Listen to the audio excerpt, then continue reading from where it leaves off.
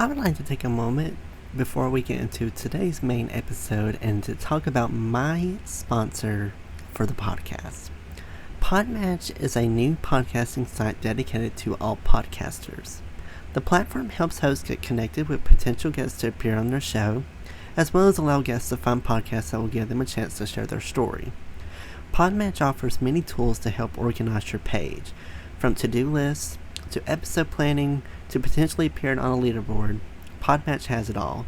The best part, you have the potential to get paid. And who doesn't like to get paid from home? I like to. With an easy sign up, you can start connecting with podcasters and guests immediately. I have been a part of Podmatch since the beginning of May, and I have got to say that it was the best decision I've ever made because Podmatch helps your podcast grow. It helps you get connected with people that have very interesting, very compelling background stories that are just waiting for their story to be shared. So if you are a host or guest and would like to start building professional relationships, explore more opportunities, and have your story shared, I highly suggest that you sign up with Podmatch today by going to joinpodmatch.com/lethal venom to start expanding your network in seconds. I would like to give another huge thank you to Podmatch for sponsoring this episode. Now on to our main episode, and again, you can sign up at joinpodmatch.com/lethal venom to begin your podcasting journey today. Hello everyone, welcome to the Lethal Venom Podcast, the show where I talk about anything I want with the honest to God truth, no lies told. Today I'm joined by Mr. Andrew Engbring. He is the founder and CEO of Reflection Family Interventions. He is a board member of the Family Recovery Foundation as well as the creator of a revolutionary 6-month family recovery program that takes families from crisis through the entire recovery process, ultimately reintegrating their loved ones back into the family system. A recognized thought leader in the field, Andrew challenges the myth that a loved one must quote unquote hit bottom or quote unquote won't help before the change can happen. He specializes in creating willingness for treatment, enabling behaviors, and building long-term recovery plans that center the whole family, not just the individual in crisis.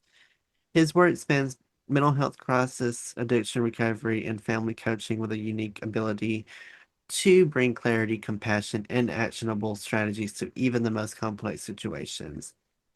He's been featured on countless stages and platforms for his expertise in transforming family crisis into hope.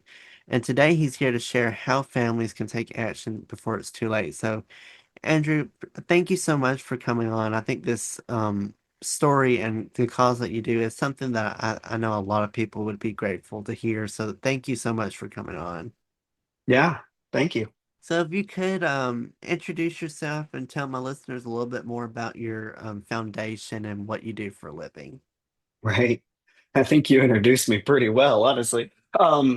So my wife and I started an intervention company, some time ago, Reflection Family Interventions. And we did this with a fairly specific vision or problem that we were out to solve. We've worked throughout the mental health treatment, addiction treatment type space, in various roles. From aftercare scenarios, sober livings, into outpatient programs, inpatient programs. We worked all over the space, right?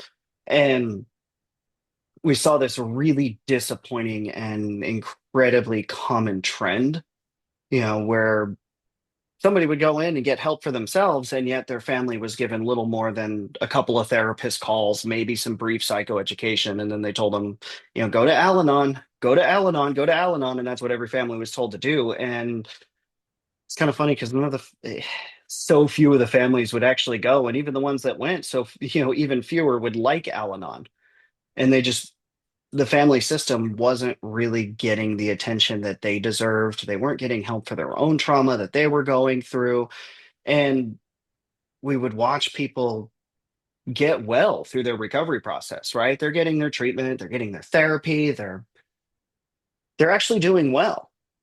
And then they get discharged back into a chaotic family system and the whole thing collapses on itself. And we watch these whole repeat treatment episodes over and over again. We knew there was a better way and had to go down this rabbit hole as to why nobody was doing it, right? And we found that just really the whole thing, the whole model of actually working with the entire family didn't exist. Um, so we created it, and that's where we are today. Um, it was really beautiful. We found in our first year open, we found over 90% of our patients were still sober, still participating in recovery efforts, like still doing well 6 months after the intervention, which was, those are numbers that are just absolutely unheard of in this field. So I think we're onto something. We're really onto something, and we're really happy to do this. Some of the biggest mistakes families make when trying to help someone with mental illness or addiction. The biggest mistakes we see is,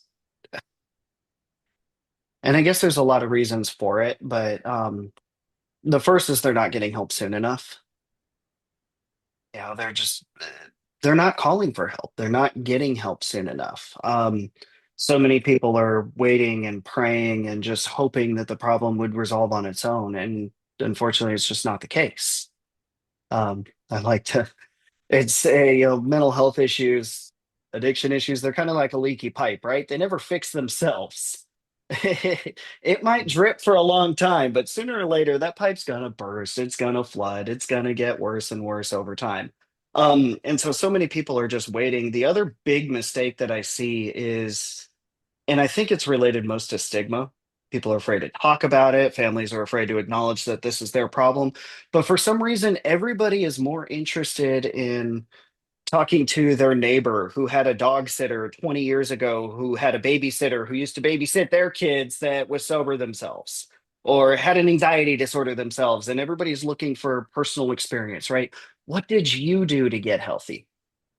And personal experience is awesome, it's invaluable, but we don't give somebody with schizophrenia a private practice just because they got well themselves without education, right? And the point of that is that so few people are treating this as a medical issue.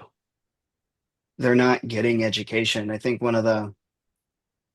guess one of the better ways I've come up to explain it is this, right? If you loved somebody with diabetes, like really, really loved somebody, they were your spouse, your brother, your sister, your person, your child, right?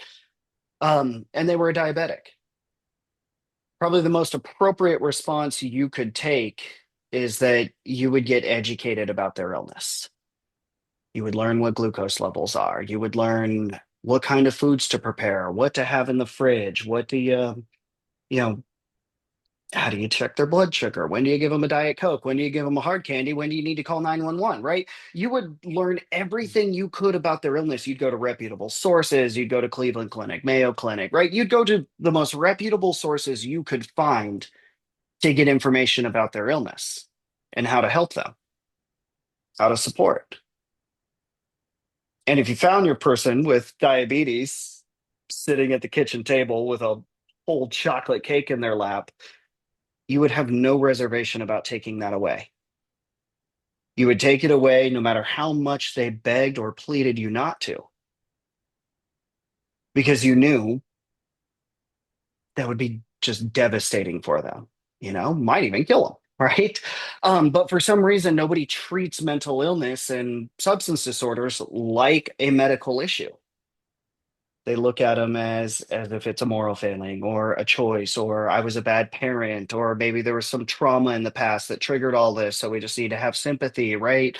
And then they're going and talking to friends and family and acquaintances for what they should do, where very few people are actually getting to legitimate professionals, experts in the space, and putting together a plan of action. And that goes right along the line with waiting too long to get help. you know, Go back to the diabetes thing, right? If you've got a diabetic, is it better to get them treatment when the illness first starts? Or do you wait until they're in ketosis and hospitalized and, in a severe crisis point? All medical issues, easier to figure out when we do them early on. The earlier you get treatment, the better your prognosis. So I think those are the biggest mistakes, right? Not treating it like an illness, following stigma, following outdated myths and rumors, this whole they have to hit bottom and want help nonsense. Did you know there has never been a clinical study that's confirmed that? Not one. All clinical studies on the subject have actually proven the opposite, right? Unwilling participants have equal chances, if not better, to the willing. But so many people are writing on stigma, outdated ideas that, have no grounding in any kind of research. They're not treating it like a disease, right? That's the bottom line. And it's a shame because this is such a very important thing to have. And this the next question here is something that, a lot of people tend to think is that many people believe someone has to hit rock bottom before they'll accept help. But this is actually a huge myth, and I actually kind of do know the question to it, but from your professional background, why do you say that's such a dangerous myth, and what's the Because after effects if someone hit rock bottom? I mean, first off, define what bottom is, right? What is that bottom and whose bottom are we talking about? So many people are waiting for something to happen, right? Jails, institutions, horrible things, right? But bottom is something you feel, it's not something you hit. It's not a place, it's a feeling.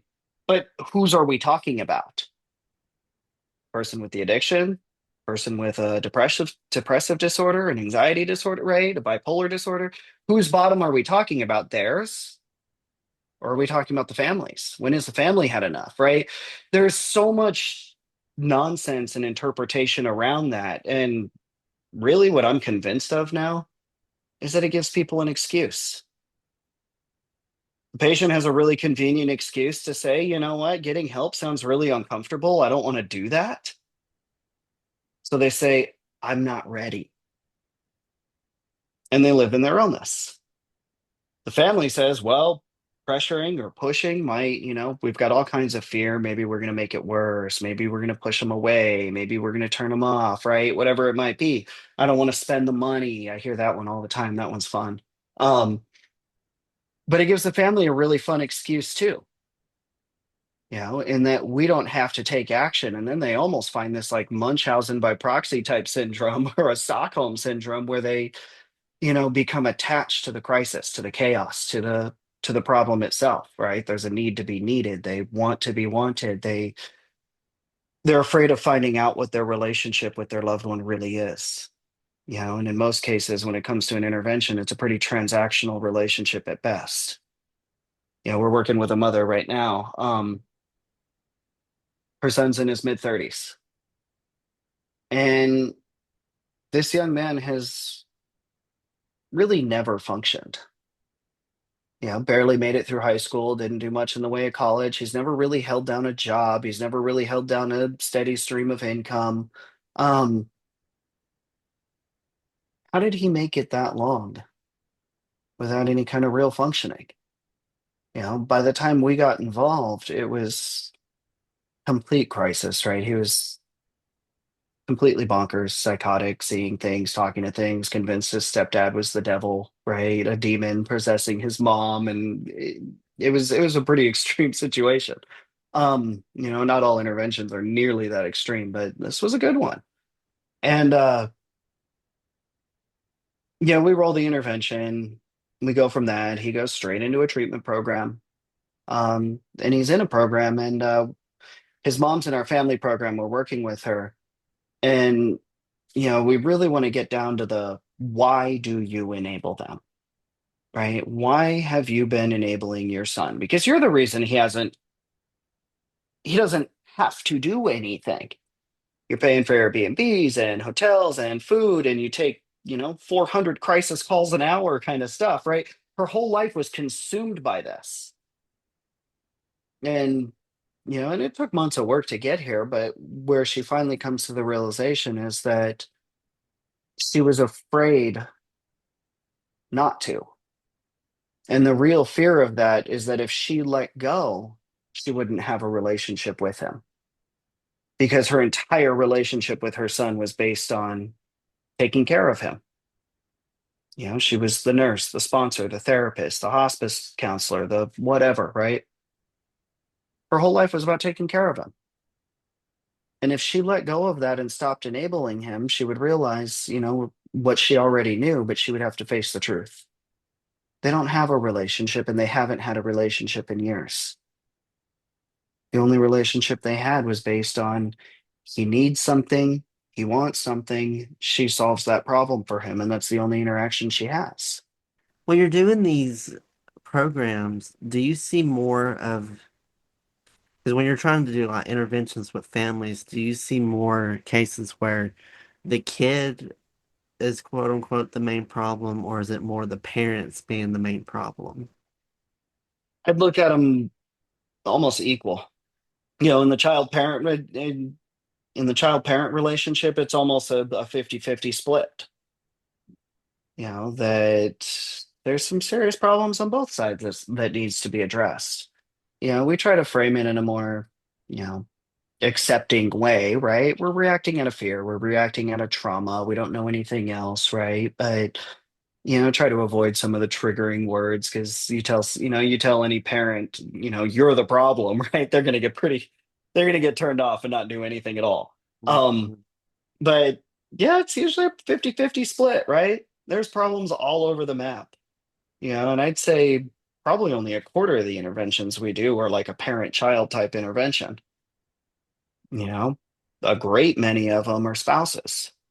I'm calling for my spouse. Probably about 15% of the interventions we do is a child wanting to get their parent well. My mom's had a borderline personality disorder my whole life, and I need to get her some help. Can't live this way anymore. Um, but yeah, family, patient, pretty equal. For the recovery thing, do you have people that travel miles and like have you had people worldwide reach out to you? Where do you Yeah. see most of the demographic come from? Is it parents that are local? Is it more you've had more international cases come in? Or share a little So bit we've with got me a a little about the right. diversity of that. We've got a team of interventionists on staff scattered about the country. So we've got a nationwide team of interventionists. We also have our family counselors on the back end, that continue to work with the family through that 6-month process on Zoom. But yeah, we got a team all over the nation. We do these interventions everywhere. And yeah, we've taken a few international cases. The international cases are hard because it gets really expensive really quick.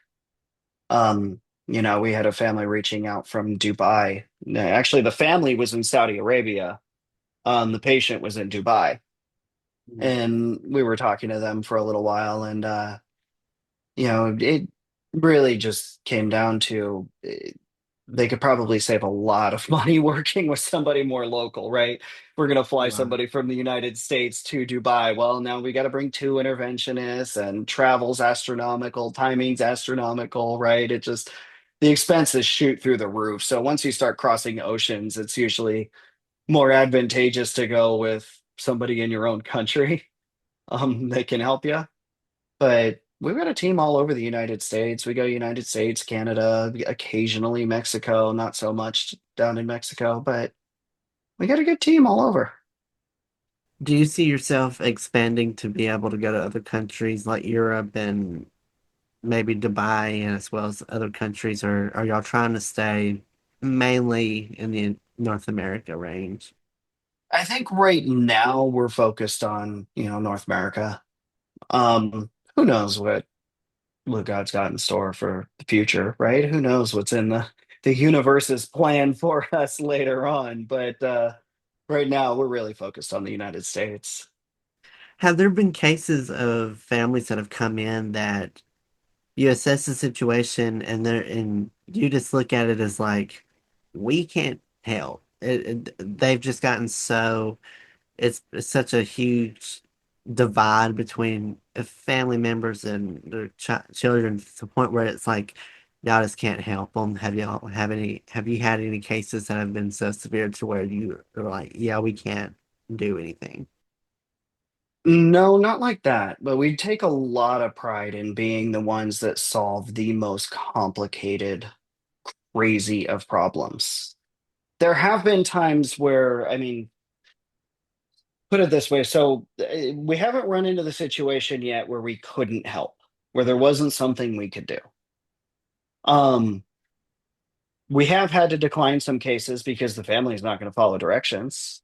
And we figure that out pretty quick, right? You are wasting your time, our time, your money. This is because you're not following directions. Right. There's been plenty of times we have to excuse a family member. You know, maybe dad's an active alcoholic and we have to lay down that gauntlet. Hey, look, unless you're going to get some help for your own alcoholism, you have no business being a part of this intervention. You know, there's plenty of cases where, you know, maybe it's a family calling for their person and we have to exclude that person's spouse. You know, that happens frequently, right? Alcoholic marries an alcoholic. An addict marries an addict, right? That happens a lot. And so there's plenty of cases where we have to exclude the addicted spouse because it's just going to make things a lot more complicated than they need to be, and we're not going to get anything done. And then we have to go back in and work on the spouse later on. Sometimes we have to, you know, modify the approach, do a double intervention, right? Where you're getting two people to treatment at the same time.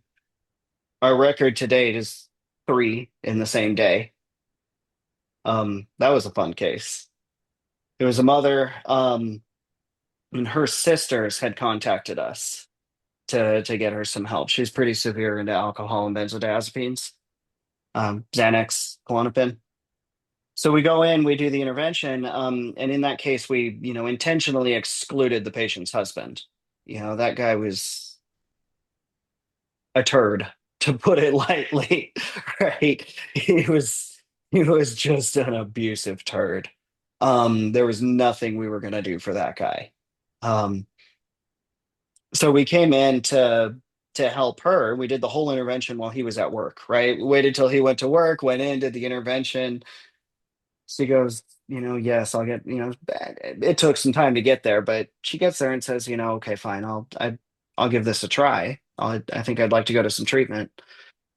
He goes, but I have one condition, right? In an intervention world, your brain starts spinning, right? Once they start saying I have conditions, like, oh, good Lord, what do you want? Um, she goes, I'm using with both of my daughters, and they both need treatment too. And so that was a lot, right? Now we've got, you know, we had treatment, everything arranged for her, but here we have two adolescent girls, which there's all kinds of fun red tape and legalities, right? Moving somebody under 18 into treatment, right? There's legal and guardianship questions that have to be answered. There's what about school? There's a lot of questions that have to be answered there. Um, and that was her condition, so we got to work. Put the whole team on it, right? Just full stop on the entire team, get everybody on it at the same time, and we were able to get all three of them to treatment by dinner. You know, they were all three of them in their respective separate programs before dinner was served that night. It was really, really beautiful. And the turd of a father slash husband came home to a note on the kitchen counter, right? House is empty, bags are packed, and there's a note on the counter saying, hey, we all went to rehab and this is goodbye. You know, none of us are coming back. He was not very impressed with us, to say the least. That guy was not happy. And I wouldn't change it for the world. You know, all three of them were battered and bruised and, you know, hurting pretty bad.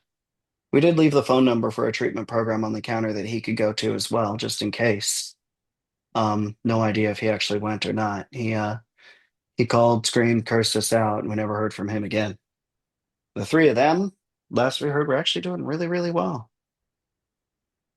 That's amazing, and it kind of just shows a testament to your organization and to your message of we can help anyone from any situation, the fact that y'all have had such a huge success rate is very it's very touching to hear. That I know a lot of families are going that feel hurt and like they feel like, oh, we've hit bottom. There's nothing that we can do. There's nothing, but in hindsight, there is that they do have the chance to get help. And I'm glad that mom and her daughters are doing very well now and that they were able to leave him. And um, that's one, those are always the success stories that you always would like to hear. And it's just really good to hear that, this program does work.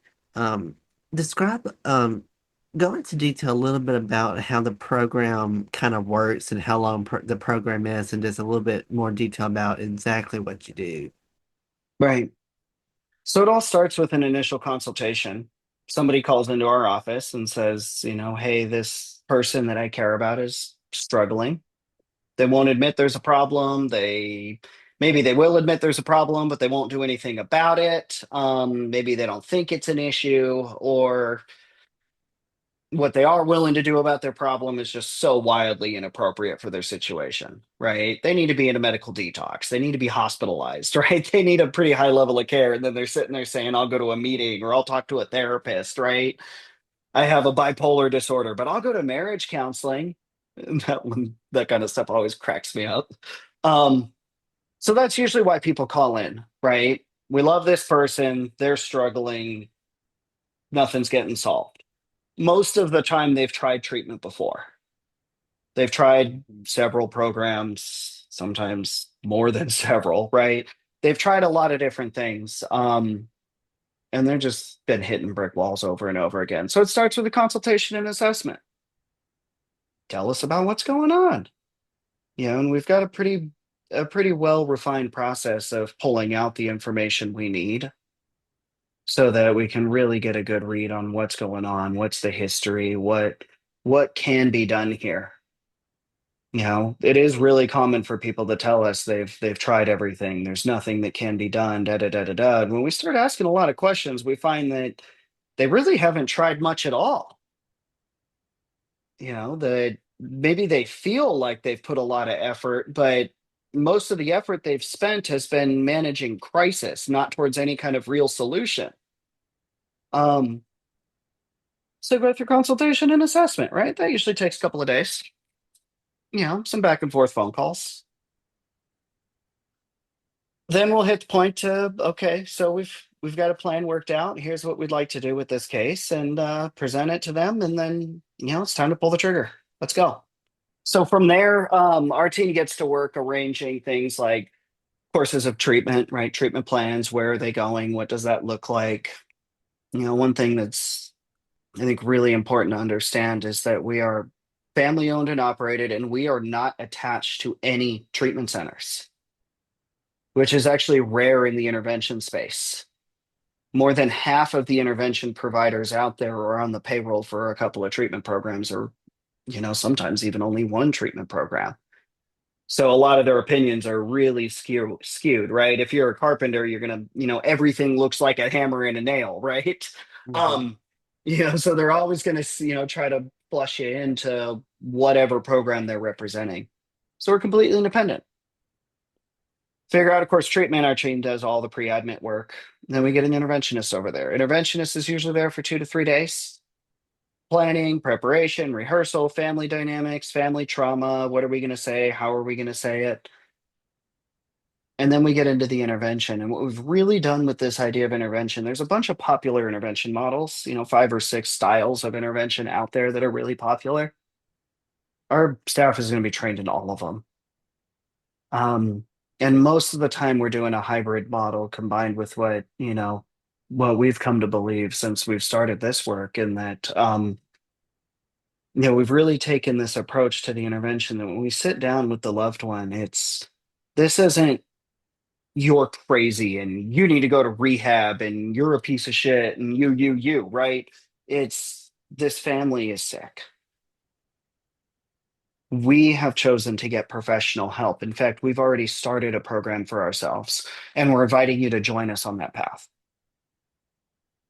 And so those interventions go really, really well because we're not isolating that person as the only one that needs to make some changes here. We're coming to them with love and dignity and respect and acknowledging a lot of the manipulation that they already have, right? Manipulation is usually grounded in some level of truth. We did hurt you. We could have done some things differently, and we're choosing to live differently now. We're going into a program. Would you like to join us? So those interventions go well. I mean, 97% of our patients are going to agree right then and there. In which case, we put them in the car, put them on a plane, wherever that program might be. The interventionist escorts them there, and then the family works with us for the next 6 months on Zoom. We interface with their loved one's treatment provider. We're working with the family um, through various means, right? We have multi-family groups, morning meditations, individual sessions, right? But we're working with the family, interfacing with the program, getting them through that recovery process, doing a lot of really good guidance on, what do you say? What do you do? What about your own healing? Where's your bottom? When have you had enough? And then post treatment, we actually integrate that loved one back into the family system. And that's something we found that absolutely no other provider is really doing effectively, right? A structured approach to actually pull the loved one back into their family system. And we continue to work with them and their family. So we're watching these cases longer than any therapist or treatment provider ever does. And we see so much more because we're working with the whole dynamic. The therapist only talks to their patient. The treatment center is only really working with the loved one outside of a few phone calls. We get to work with the whole system. And so more or less, that's the process, right? We get about 6 months later, we still have supports that they can participate in for the rest of their lives if they like.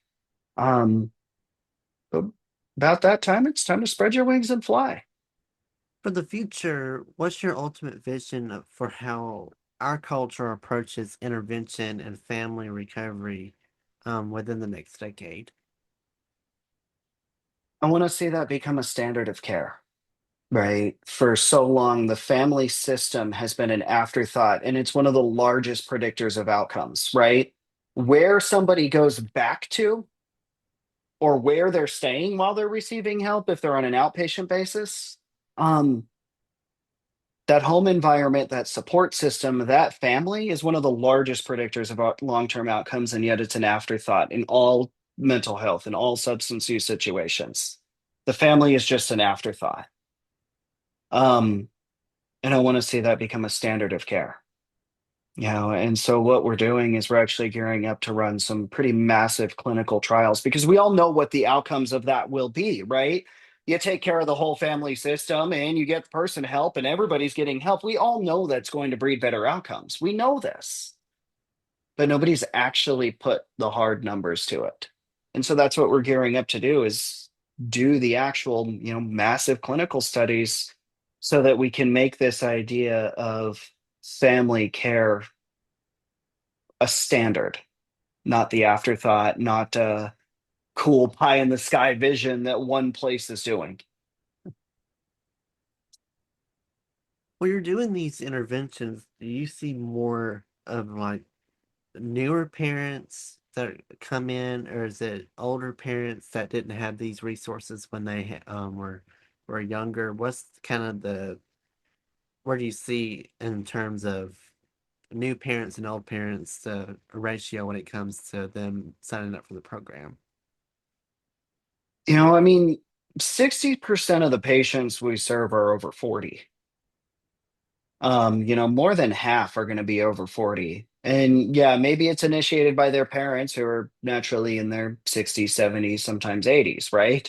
Um, it might be also initiated by their spouse. And a lot of times, the best ally of the interventionist is the in-laws, the brother-in-law, the sister-in-law, right? Those are the ones that tend to be the best allies to the intervention process because they're close enough to understand the situation and relate and care, but they're also far enough away from the chaos that they can see it clearly. Um, as far as when it is a parent-child type intervention, you know, um, I mean, the majority of them, they've been living in this problem for a long time. This is not a new issue and they're not new.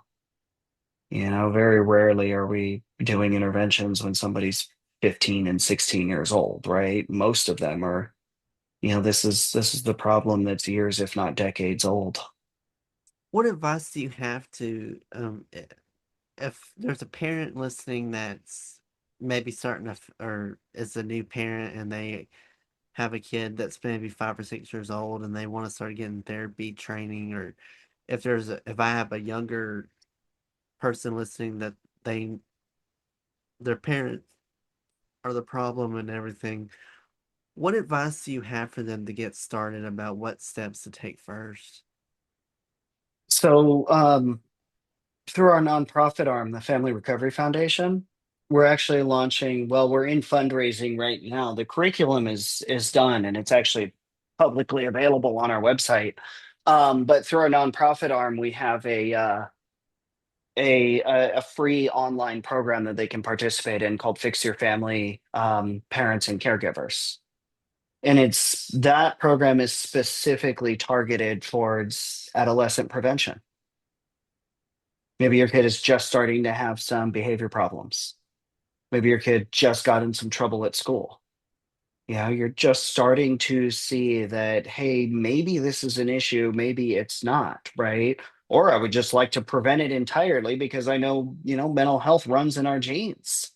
Um, that's a really, really good place to start because we've developed a whole 12-week curriculum specifically targeted for that specifically.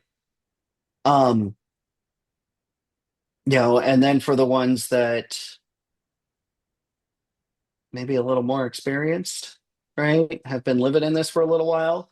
We have another family group, Fix Your Family for Adults. And that meets every Monday night at 5 p.m.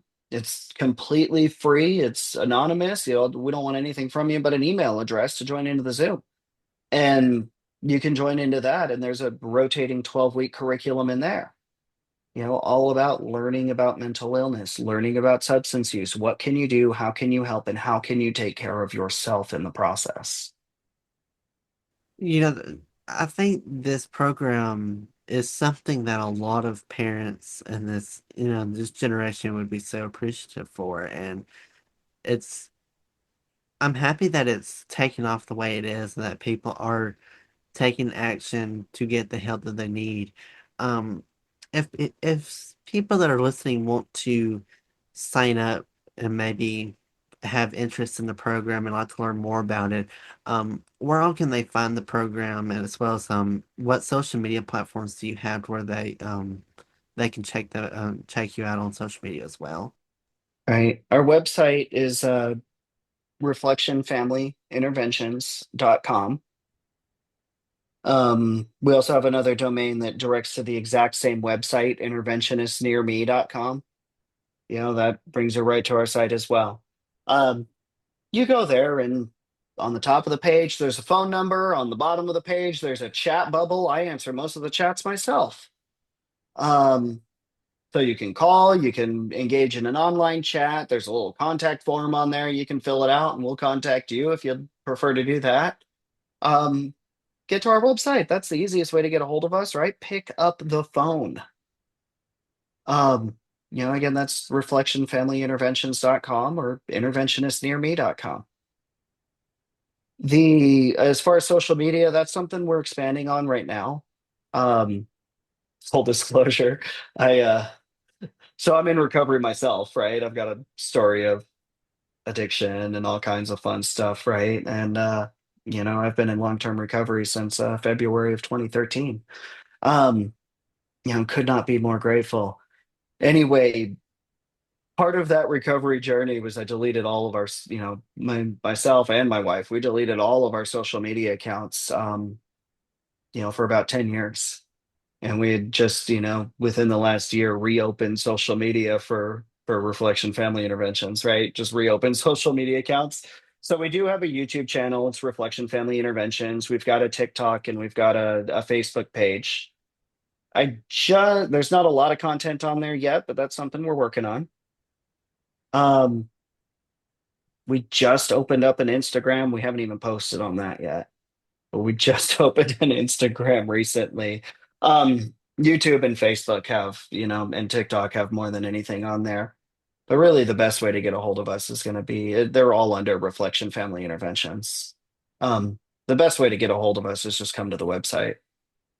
And I always make it easy for my listeners. I will put all of his links in the description box. I'll put the website. I will also link um his social media accounts down below for the therapy for the company's website and Instagram and social media pages as well. So it's all in one place. It's easy access for you to find. And you don't have to go scouring the internet for it.